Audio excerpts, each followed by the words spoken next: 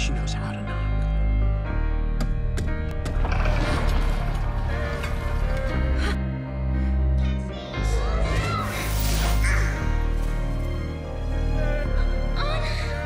I'm holding on your rope, got me 10 feet off the ground. And I'm hearing what you say, but I just can't make a sound. You tell me that you need me, then you go and cut me down.